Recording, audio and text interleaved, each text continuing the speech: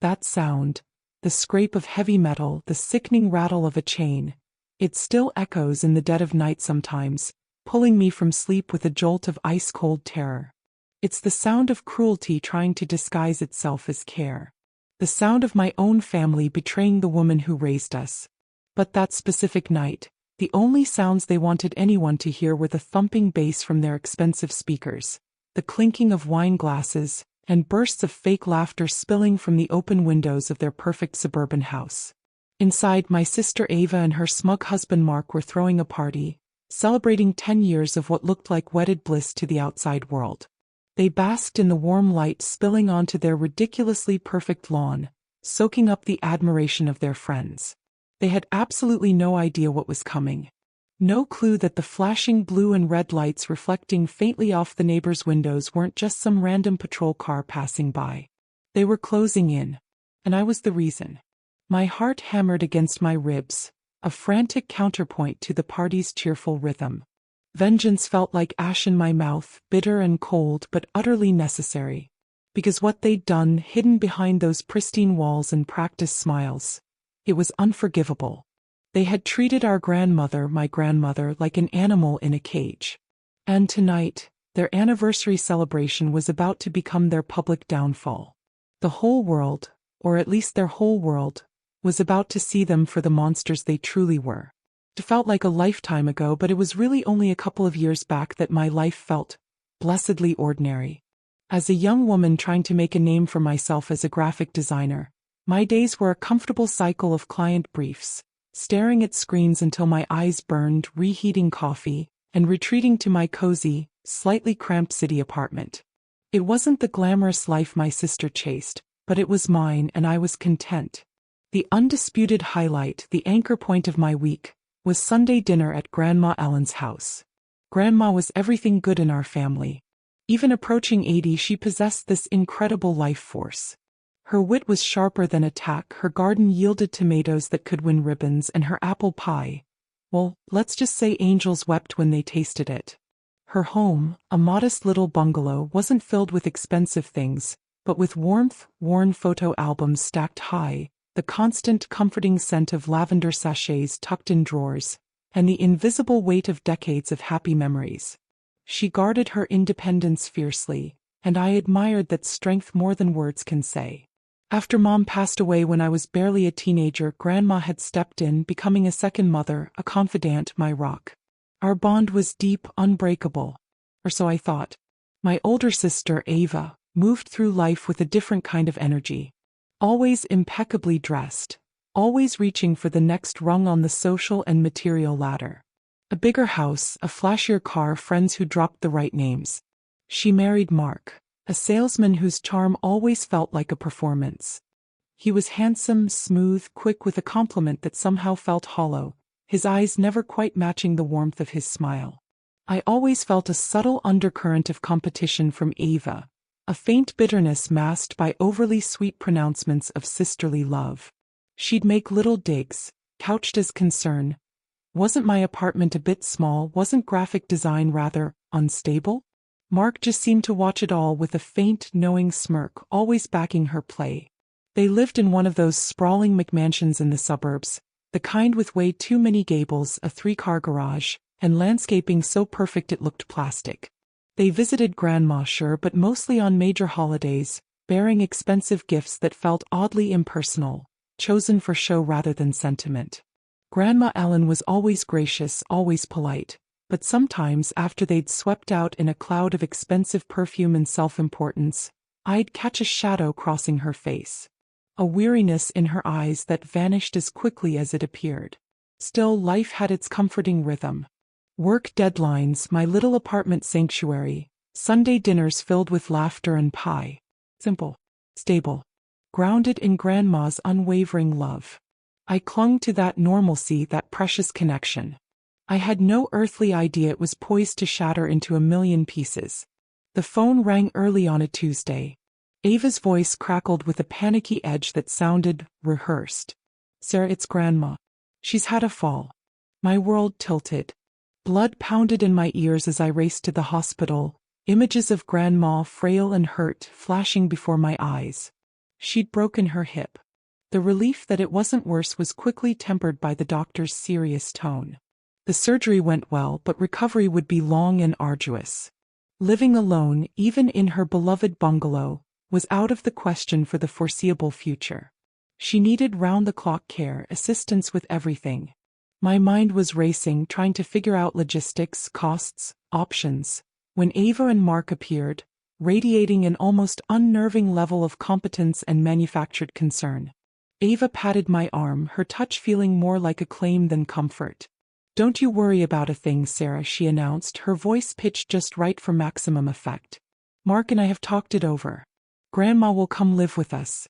We have that lovely downstairs guest suite, it's perfect. I can take some time off work initially to get her settled." Mark nodded, his expression carefully arranged into one of solemn duty. His hand rested possessively on Ava's shoulder. "It's the least we can do. She needs family around her right now. She took care of us, now we take care of her." On the surface, it sounded like the perfect solution. The loving, responsible thing. They had the space, the resources. Ava seemed so decisive. But that tiny, persistent voice of doubt whispered in the back of my mind. Ava's notorious lack of patience when things didn't go her way. Mark's subtle need for control, the way his charm could switch off like a light. Could they really handle the demanding reality of elder care? But then I looked at Grandma Ellen, lying small and pale in the enormous hospital bed, her eyes wide with fear and uncertainty. What alternative did I have right then? My tiny apartment was impossible. Hiring full-time help was expensive. They were offering a seemingly perfect setup. I swallowed my misgivings, telling myself I was being cynical, perhaps even letting that old sibling rivalry cloud my judgment. They were stepping up. I should be grateful. The first few weeks after Grandma moved into their sterile, oversized house seemed fine. I visited almost daily at first. Grandma was installed in the downstairs guest room, which was large and expensively furnished but lacked any of her personal touches. Ava fluttered around, bringing meals on trays, plumping pillows with exaggerated care. Mark would pop in, ask Grandma how she was feeling in his booming, overly cheerful voice, then launch into some story about his work or their plans for the weekend. But something felt constrained, stilted. Grandma was much quieter than her usual self. Her replies were brief, almost hesitant. Her characteristic spark seemed dimmed. When I tried to catch a moment alone with her, just to talk, really talk, Ava would invariably appear in the doorway within minutes. "Oh, Grandma needs her rest now, Sarah. Don't tire her out." Or Mark would conveniently interrupt, needing Ava's opinion on something trivial, effectively ending any private conversation. Soon they started managing her phone calls too. Ava explained it smoothly, her expression radiating false sympathy. "She gets so easily tired and confused with too much chatter. It's really better if we just take messages for now, let her focus on healing." I tried calling Grandma's familiar cell number a few times, the one she'd had for years. Straight to voicemail every time. When I asked Ava about it, she waved a dismissive hand. "Oh, that ancient thing." Honestly, she could never remember to charge it. We got her a much simpler model, just programmed with our numbers and 911. For emergencies. It sounded plausible. Annoyingly plausible.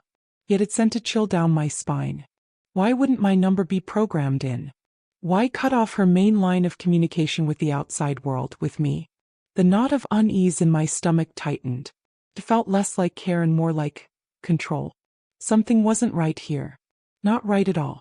The polite suggestions to limit my visits soon hardened into explicit roadblocks. Getting time with Grandma became an exercise in frustration.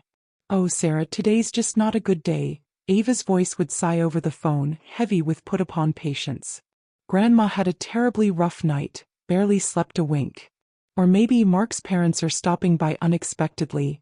The house is just going to be utter chaos.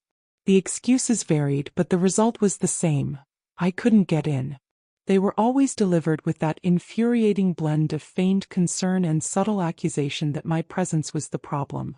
On the rare occasions I was permitted entry, the visits felt like stage-managed performances. Grandma would be seated in the formal living room, dressed and hair-brushed, but Ava or Mark remained glued to our sides, monitoring every word. Conversation was painfully stilted. I'd try to ask Grandma direct questions. How are you really feeling, Grandma? Is the physical therapy helping? Are you eating okay?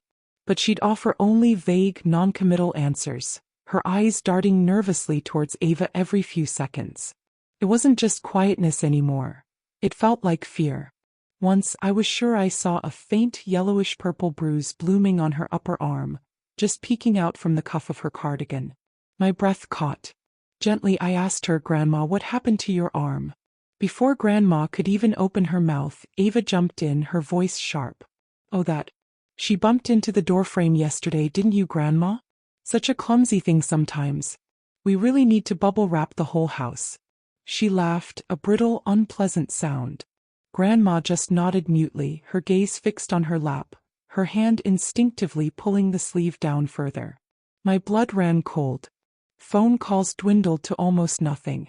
When I became insistent, practically demanding to speak with her, Ava would relent but put Grandma on speakerphone, clearly listening to every word. Grandma's voice sounded thin, reedy, fragile. She spoke in monosyllables. Yes. Oh, fine. This wasn't the woman who used to debate politics with fire in her eyes or recount hilarious stories from her youth. This was a ghost. I pushed for video calls, desperate for a clearer view, a chance to assess her condition myself, away from their controlling presence. Magically, the internet connection at their house became inexplicably terrible whenever I tried. The screen would freeze, pixelate wildly, or the call would drop entirely after less than a minute. But in those fleeting, distorted glimpses, the image burned itself into my mind. Grandma looked diminished. Definitely thinner. Her clothes seemed to hang on her small frame. And her eyes, the vibrant blue eyes that always sparkled with warmth and mischief, now looked dull, sunken, haunted. I couldn't hold back anymore. During one tense phone call, after another flimsy excuse about why I couldn't visit, I confronted Ava directly. Something is seriously wrong, I said, my voice trembling with a mixture of anger and fear. Grandma doesn't seem like herself at all. She looks like she's wasting away. Are you absolutely sure she's getting proper care? Are you feeding her properly? Is she seeing the doctor enough? Ava's response was pure ice. Sarah, I understand that you think you know best, but you're being hysterical. Taking care of an elderly, injured person is incredibly demanding. Far more than you can imagine from your little apartment. She has good days and very bad days. Mark and I are sacrificing a lot to do this. Honestly, your constant negativity and suspicion are probably upsetting her more than anything else. You need to back off. The accusations stung, planting a seed of doubt. Was I overreacting?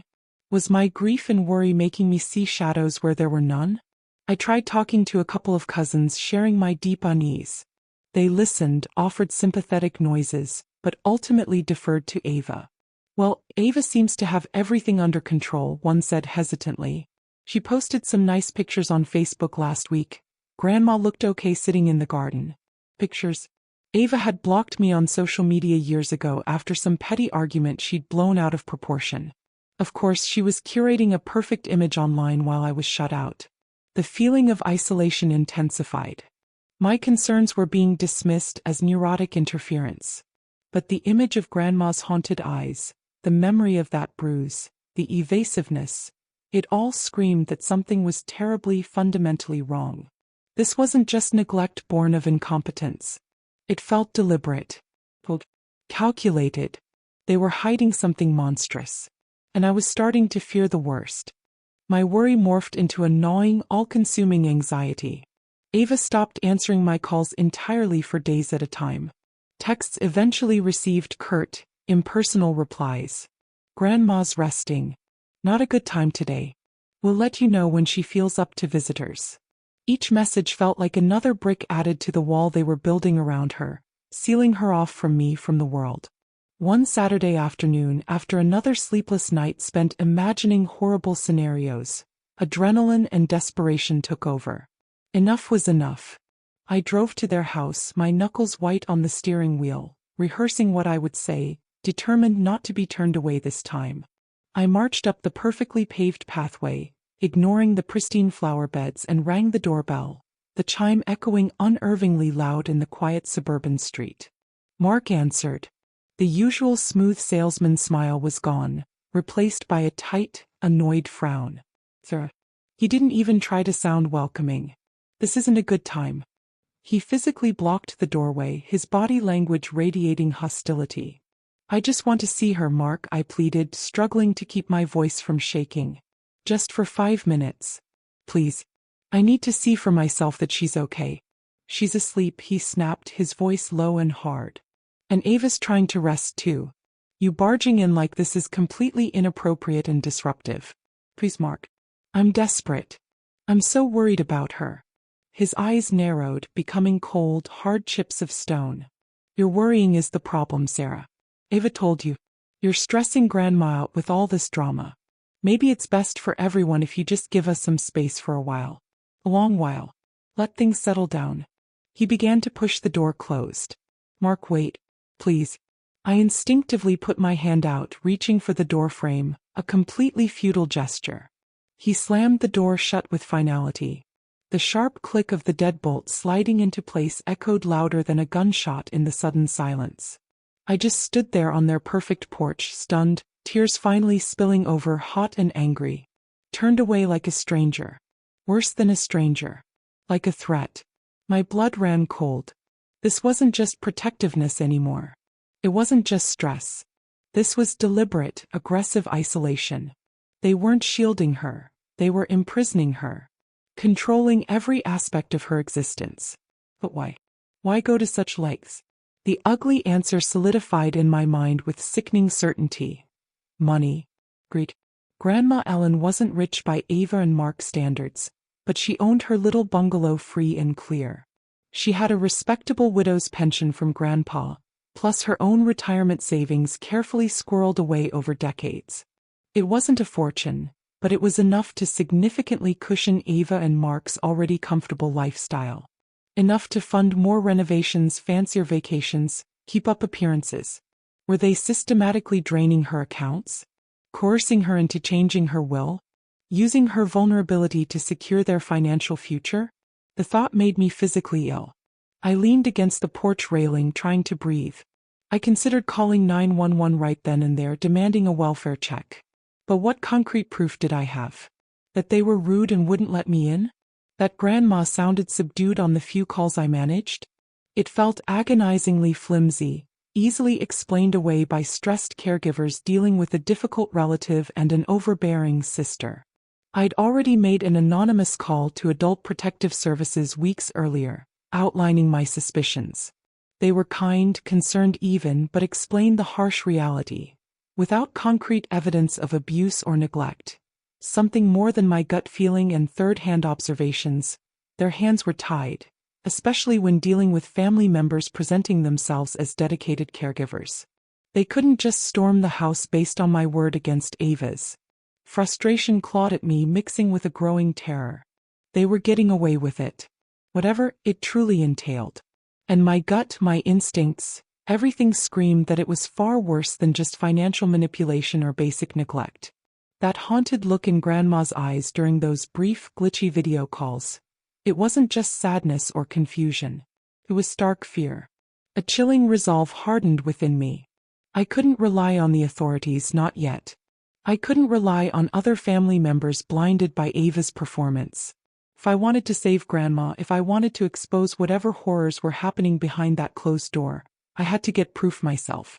Undeniable, irrefutable proof. But how? How could I possibly breach their fortress? Desperation sharpens the mind in strange ways. I spent days agonizing, running through impossible scenarios, feeling time slip away while Grandma was trapped. The image of her face, pale and fearful, fueled a cold, determined rage I barely recognized in myself. I had to get inside that house, not physically but with eyes or ears. There had to be a way. And then, like a flickering light bulb in the darkness, I remembered. Christmas. 2 years ago. My gift to Grandma had been one of those digital photo frames. The kind you could connect to Wi-Fi and upload new pictures to remotely using a smartphone app. She'd been absolutely thrilled with it, loving the surprise of seeing new photos of the grandkids, the cat, my latest design project, pop up unexpectedly. Had Ava and Mark even bothered to set it up in their guest room? It seemed unlikely they'd prioritize something that brought Grandma joy, but it was a sliver of hope. My only potential in. My fingers trembled as I opened the long-forgotten app on my phone, praying it would connect. A small green light blinked on the screen. Connected. Online. My heart gave a painful lurch. They had set it up. Probably just stuck it on a bedside table to get it out of the box and then completely forgot about its capabilities. And crucially, I still had administrative access from when I first configured it for her. Buried deep within the app's settings, a feature I'd noted but never imagined using: remote activation of the frame's tiny, almost invisible camera and microphone. Designed, the manual said, for checking on pets or ensuring home security while away. Using it felt like a profound violation of privacy, a step I never thought I'd take. But this wasn't about idle spying. This was a rescue mission. The stakes were unimaginably high. With a deep breath and hands that shook so badly I could barely tap the screen, I activated the live feed. The connection sputtered for a moment, then stabilized. My phone displayed a grainy, slightly skewed, wide-angle view of a corner of a room. Grandma's room in Ava's house. It was perpetually dim, the heavy curtains drawn tight against the daylight. The room itself looked stark, impersonal, more like a cheap motel than a place of comfort. I could hear the faint, monotonous drone of a television playing in the background. I kept the feed running silently on my phone whenever I could, hiding it during work meetings, checking it obsessively during breaks late into the night. For hours, sometimes days, it was just the dim, depressing room, the endless drone of daytime TV. Then one afternoon I heard voices approaching. Ava's sharp, impatient tones cut through the quiet. "Did you finish that?" "Every bite. I told you not to be difficult." A pause, filled with a tension I could feel even through the phone speaker. Then Grandma's voice, so weak it was almost a whisper. "I'm just not very hungry today, dear." Ava's voice hardened instantly. "Don't you dear me. You'll eat what you're given when you're given it. Mark doesn't like food being wasted. Understood?" There was the clatter of a fork dropped onto a plate, followed by a soft, muffled sob that tore right through me. My stomach twisted into knots. This was clearly neglect. Cruel, heartless neglect. But was it enough? Enough to force intervention? I wasn't sure. I needed something more damning. I kept listening, watching the grainy feed, my horror growing with each passing day. I captured snippets of casual cruelty, chilling indifference. Mark's voice, booming and cold, complaining loudly just outside her door about the inconvenience, the smell, the cost of having her there. Ava on the phone in the hallway, laughing with a friend while describing Grandma as a burden and an ungrateful old woman. Each incident chipped away at my soul, fueling my rage. Then, one late afternoon, everything changed. The feed showed the empty, dim room. I heard heavy footsteps approaching the door. Mark's voice, harsh, devoid of any warmth. "All right, time for lockdown." His words hung in the air, cold and ominous. Then came a distinct, heavy scraping sound. Ugh. Followed by the unmistakable, sickening rattle of a heavy chain. And then the loud, final click of a padlock snapping shut. Lockdown? My breath caught in my throat. It couldn't be. My mind refused to process it. A few minutes later, Ava's voice joined Mark's, presumably just outside Grandma's door, clearly audible through the frame's microphone. "Did you double-check it? Is it secure? I don't want her wandering around banging on things tonight. Remember what happened last time she got out?" Mark let out a short, grim chuckle. "Oh, she's not going anywhere. Secure as Fort Knox. Let her bang all she wants, no one can hear her from back here anyway." The world tilted. My blood turned to ice water rushing in my ears.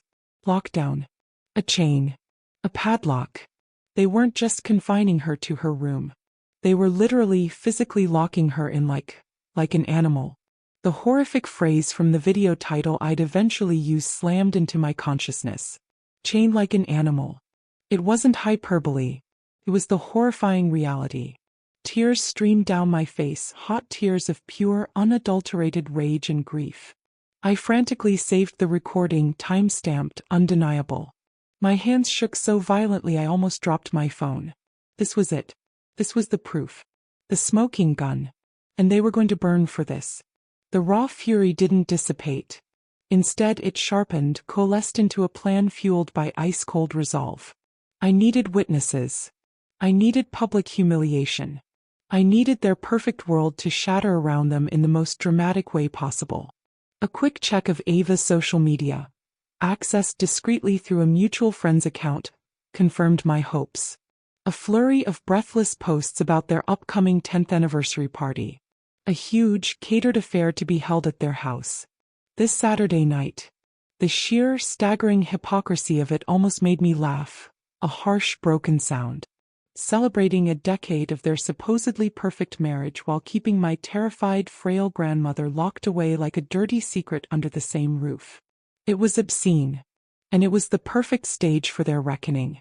I didn't hesitate. I took the digital audio file.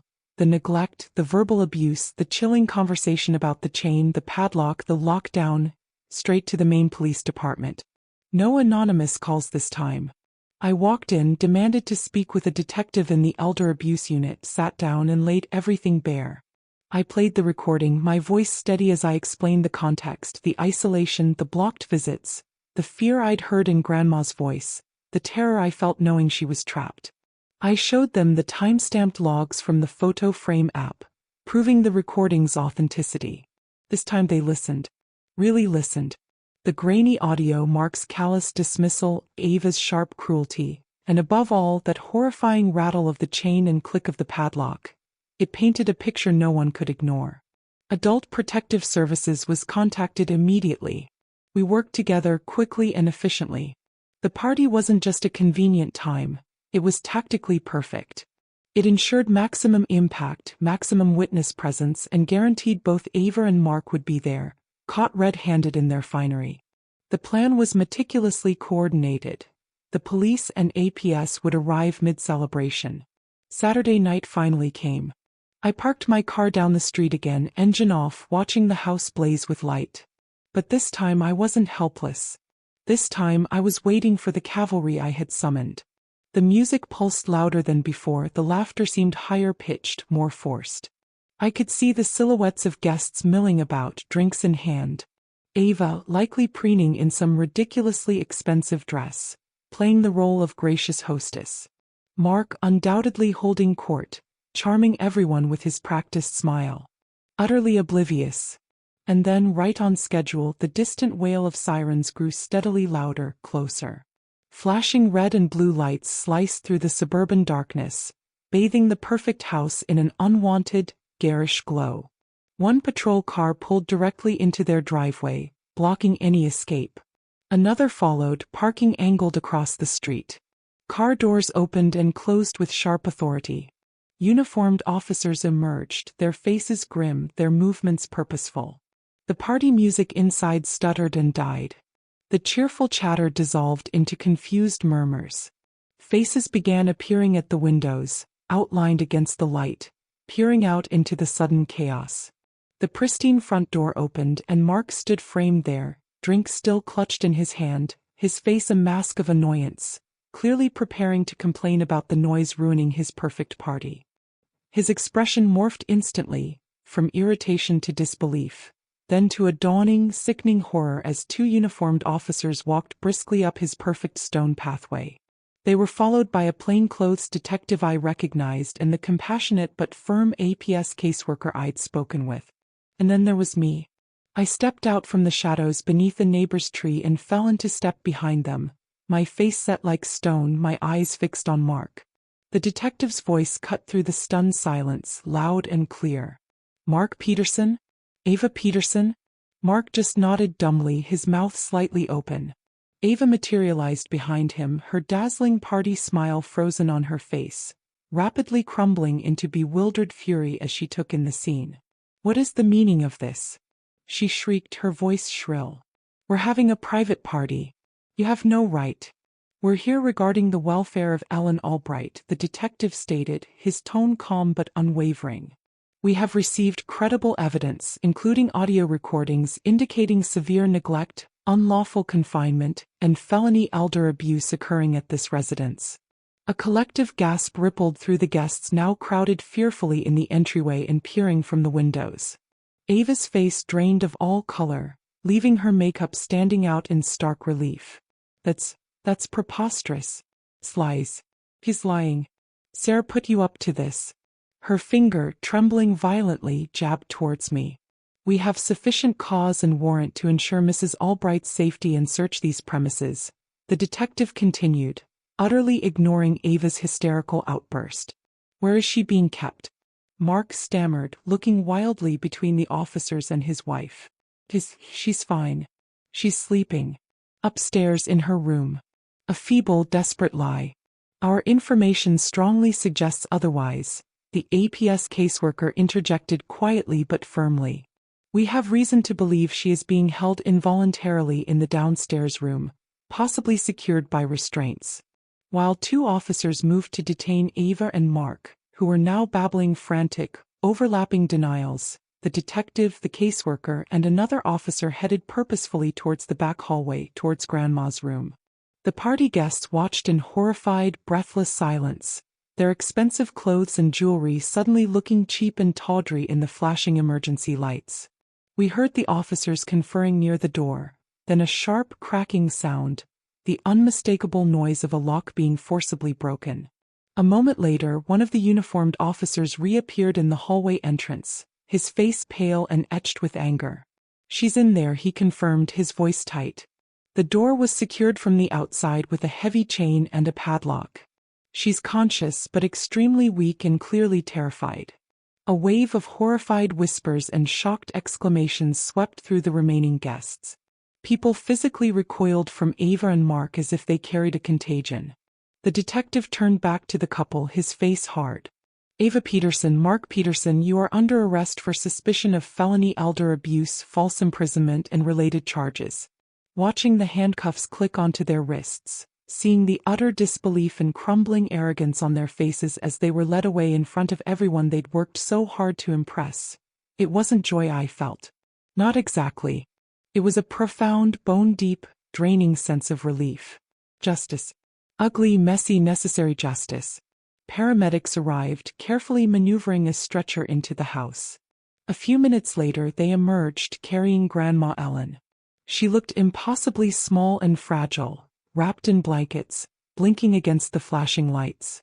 Her eyes, wide and fearful, scanned the chaotic scene until they found mine across the lawn. And even in her weakened, traumatized state I saw a flicker. Recognition. Maybe even relief. I pushed through the onlookers and rushed to her side as they loaded her into the ambulance, taking her small, cold hand in mine. It's okay, Grandma, I whispered, the tears finally falling, hot and cleansing. It's over now. You're safe. The hours and days that followed were a whirlwind of police statements, doctors, social workers, and lawyers. Ava and Mark were booked, their mugshots a stark contrast to the smiling anniversary photos they'd planned to post online.